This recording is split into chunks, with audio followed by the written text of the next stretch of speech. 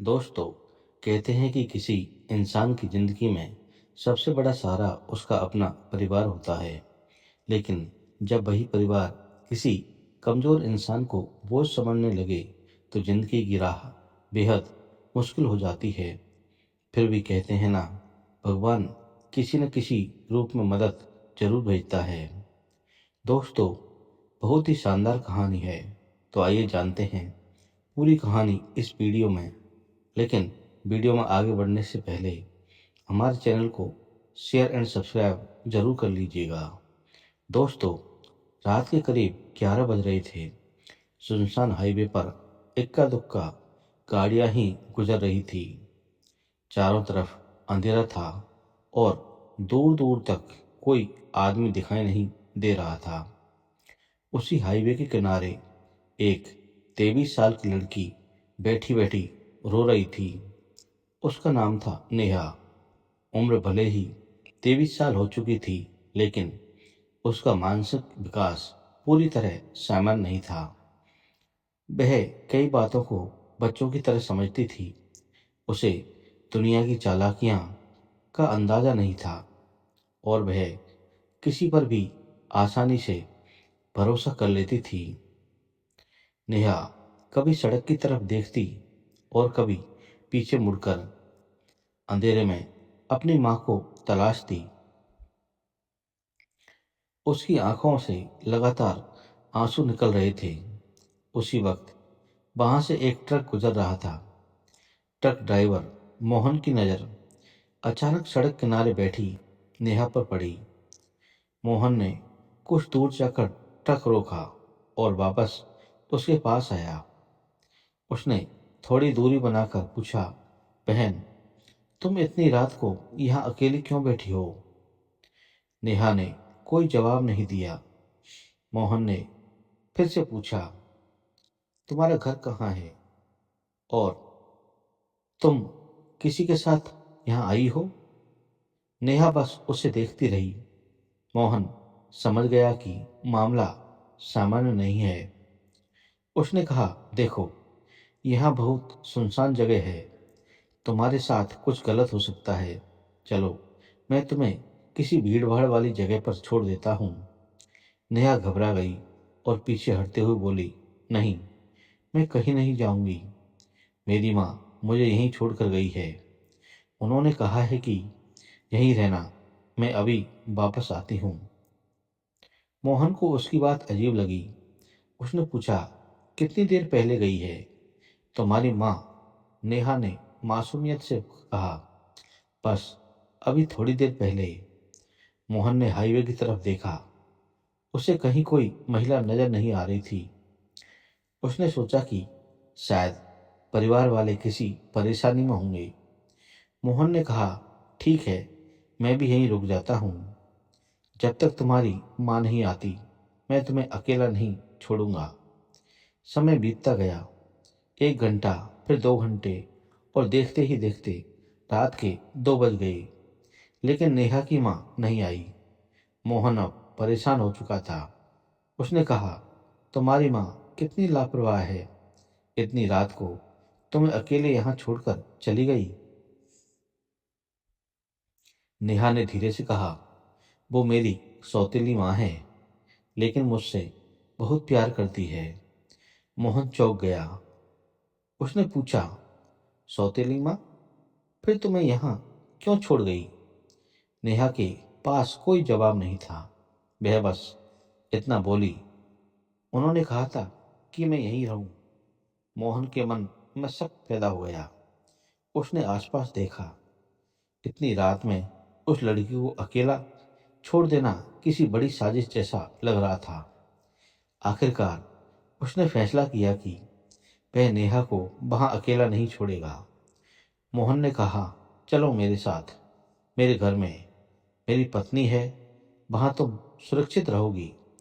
सुबह तुम्हारी माँ को ढूंढेंगे। काफी समझाने के बाद नेहा उसके साथ चलने को तैयार हो गई। मोहन जब उसे घर लेकर पहुंचा तो उसकी पत्नी सुनीता दरवाजा खोलते ही हैरान रह गई। बोली, ये लड़की कौन है? मोहन ने पूरी बात बताई। सुनीता ने नेहा को देखा। उसके कपड़े धूल से भरे थे और आंखें रो रो कर लाल हो चुकी थी। सुनीता का दिल पसीज गया। उसने कहा, बेचारी को पहले खाना खिलाओ। इतनी रात को इसे कहाँ भेजोगे? उस रात सुनीता ने नेहा को अपनी बहन की तरह अपने पास सुलाया। अगले कुछ दिनों में नेहा धीरे धीरे मोहन और सुनीता से घुलने मिलने लगी। वह छोटी छोटी बातों पर खुश हो जाती थी। कभी सुनीता के साथ रसोई में बैठती, कभी घर की सफाई में मदद करती और कभी बच्चों की तरह टीवी देखकर हंसने लगती। लेकिन एक दिन सुनीता ने उससे उसके परिवार के बारे में पूछा। नेहा की आंखें अचानक नम हो गई। उसने बताया कि जब वह सिर्फ 2 साल की थी तभी उसकी माँ की मौत हो गई। उसके पिता ने उसकी परवरिश के लिए दूसरी शादी की थी। शुरुआत में उसकी सौतेली माँ ने उसका बहुत ख्याल रखा, लेकिन कुछ साल बाद जब उनकी अपनी बेटी पैदा हुई तो सब कुछ बदल गया। सौतेली माँ अपनी बेटी को ज़्यादा प्यार करने लगी और नेहा को बोझ समझने लगी। नेहा से घर का सारा काम करवाया जाता। कई बार उसे डांटा जाता और मार भी पड़ती थी। लेकिन नेहा अपने पिता से कभी शिकायत नहीं करती थी। सुनीता ने पूछा, तुम पापा को क्यों नहीं बताती थी? नेहा ने मासूमियत से कहा, मैं नहीं चाहती थी कि घर में झगड़ा हो। यह सुनकर सुनीता की आंखों में आंसू आ गए। नेहा ने आगे बताया कि उसके पिता उससे बहुत प्यार करते थे, लेकिन एक दिन अचानक उनके पिता की भी मौत हो गई। उसके बाद नेहा पूरी तरह अकेली पड़ गई। कुछ समय बाद उसकी सौतेली माँ ने उसे घर से निकाल दिया। नेहा शाम को फिर घर लौट आई। सौतेली माँ ने उसे देखकर गुस्से में कहा, तुम बार बार वापस क्यों आ जाती हो? नेहा चुप रही। आखिर एक दिन सौतेली माँ उसे बहाने से घर से बाहर लेकर गई और रात के समय हाईवे के किनारे छोड़ आई। नेहा को लगा कि उसकी माँ थोड़ी देर में वापस आ जाएगी, इसलिए वह वहीं बैठी इंतजार करती रही, लेकिन वह वापस नहीं आई। अब मोहन और सुनीता को पूरी सच्चाई समझ आने लगी। मोहन ने कहा, हम इसे अकेला नहीं छोड़ेंगे, पहले इसके परिवार को ढूंढेंगे। लेकिन उन्हें पता नहीं था कि नेहा के परिवार की तलाश में उन्हें जल्द ही एक ऐसा सुराग मिलने वाला था जो उसकी पूरी जिंदगी बदल देगा।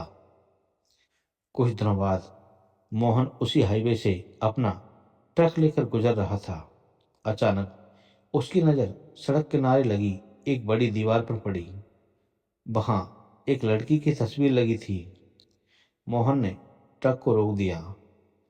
वह तस्वीर देखकर उसके पैरों तले जमीन खिसक गई।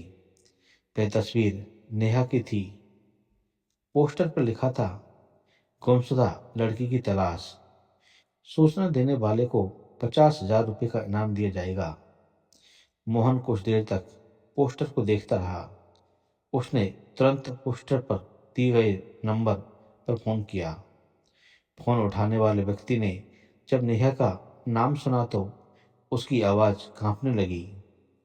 मोहन ने कहा, जिस लड़की को आप ढूंढ रहे हैं वह मेरे घर पर सुरक्षित है। दूसरी तरह कुछ पल के लिए खामोशी छा गई। फिर उस व्यक्ति ने कहा, क्या यह सच है? मोहन बोला, हाँ, लेकिन पहले आप मुझे बताएं कि आप कौन हैं। मैं उसका नाना हूँ। मोहन को जैसे यकीन ही नहीं हुआ। नेहा का नाना इतने दिनों से अपनी नातिन को ढूंढ रहा था।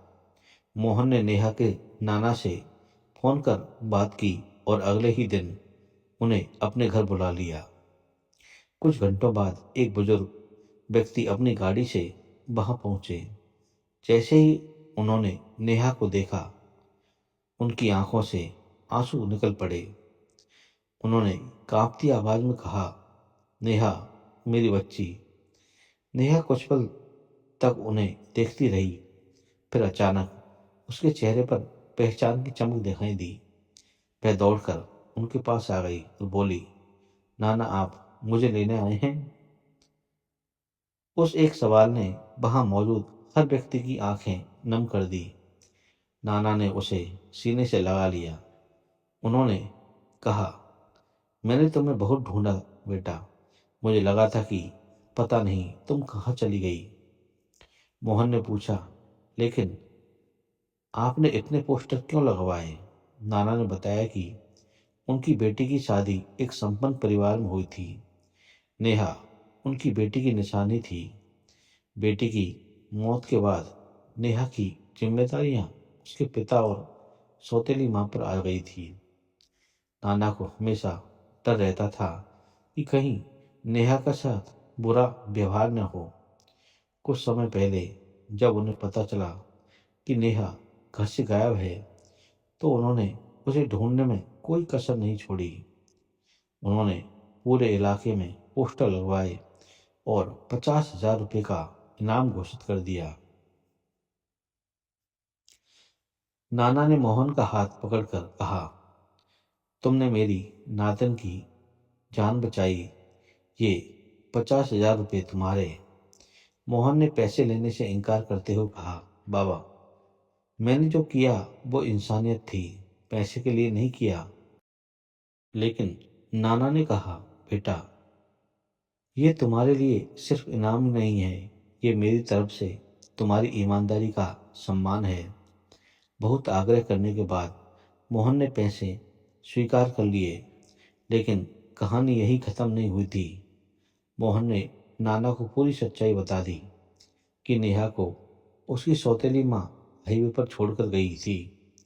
नाना की आंखों में आंसू की जगह अब गुस्सा था। उन्होंने कहा, अगर उसने मेरी नातिन के साथ ऐसा किया है तो कानून अपना काम करेगा। उन्होंने पुलिस में शिकायत की। जांच के बाद पुलिस ने नेहा की सौतेली माँ से पूछताछ की। शुरुआत में उसने कई बहाने बनाए, लेकिन धीरे धीरे सच्चाई सामने आने लगी। पुलिस ने उसके खिलाफ उचित कानूनी कार्रवाई शुरू कर दी थी। नाना ने नेहा की तरफ देखा और कहा, अब तुम्हें किसी के सामने हाथ जोड़कर रहने की जरूरत नहीं है, तुम मेरे साथ चलोगी। नेहा ने पूछा, क्या मैं आपके घर रह सकती हूँ? नाना मुस्कुराए और बोले, वो घर तुम्हारा ही है बेटा। नेहा पहली बार खुद को सुरक्षित महसूस कर रही थी। वह अपने नाना के साथ उनके घर चली गई। नाना ने उसकी जिंदगी दोबारा संवारने का फैसला लिया। उन्होंने कहा, मेरी नातिन ने बहुत दुख देखा है, अब इसकी जिंदगी में सिर्फ खुशियां होंगी। उन्होंने नेहा की देखभाल के लिए अच्छे लोगों को साथ रखा और उसकी पसंद नापसंद का ध्यान रखा। कुछ समय बाद नाना ने नेहा के भविष्य के बारे में सोचना शुरू कर दिया। उन्होंने कहा, मैं चाहता हूं कि तुम्हारी शादी ऐसे घर में हो जहां तुम्हें सम्मान मिले। काफी सोच विचार के बाद एक अच्छे परिवार में रिश्ता तय हुआ। लड़के के परिवार वाले नेहा की स्थिति के बारे में पूरी जानकारी थी। उन्होंने कहा, हमें लड़की चाहिए, कोई शर्त नहीं, हम इसे अपने परिवार की बेटी की तरह रखेंगे। नाना की आंखों में खुशी के आंसू आ गए। शादी वाले दिन घर को दुल्हन की तरह सजाया गया। नेहा ने लाल जोड़ा पहना। उसके चेहरे पर पहली बार बेसुकून दिखाई दे रहा था, जो उसने शायद बरसों से महसूस नहीं किया था। शादी धूमधाम से हुई। मोहन और सुनीता भी शादी में पहुंचे। नेहा ने उन्हें देखते ही कहा, अगर उस रात आप मुझे नहीं मिलते तो पता नहीं मेरे साथ क्या होता। मोहन मुस्कुराया और बोला, बहन, मैं कुछ बड़ा नहीं किया, बस उस रात तुम्हें अकेला नहीं छोड़ा। सुनीता ने नेहा को गले लगाते हुए कहा, अब हमेशा खुश रहना। नेहा अपने नए घर चली गई। वहां उसके ससुराल वालों ने भी उसे सम्मान और प्यार दिया। समय के साथ नेहा के जीवन में खुशियां लौटने लगी। दोस्तों, किसी इंसान की कमजोरी को उसकी कीमत मत समझिए। नेहा मानसिक रूप से भले ही दूसरों से अलग थी, लेकिन उसके अंदर भी भावनाएं थी, सपने थे और प्यार पाने का अधिकार था। अगर उस रात मोहन यह सोचकर आगे बढ़ जाता कि यह उसका मामला नहीं है, तो शायद कहानी का अंत इतना खूबसूरत नहीं होता। कभी कभी किसी की जिंदगी बदलने के लिए करोड़ों रुपए की जरूरत नहीं होती। बस सही समय पर किया गया एक छोटा सा नेक काम किसी की पूरी जिंदगी बचा सकता है, और शायद इसी को इंसानियत कहते हैं। तो दोस्तों, अगर आपको यह कहानी अच्छी लगी हो तो कमेंट करके ज़रूर बताएं कि अगर आप मोहन की जगह होते तो उस रात क्या करते। कहानी पसंद आई हो तो वीडियो को लाइक करें, और ऐसी ही दिल छू लेने वाली कहानियों के लिए मेरे चैनल को शेयर और सब्सक्राइब जरूर करें। थैंक यू दोस्तों।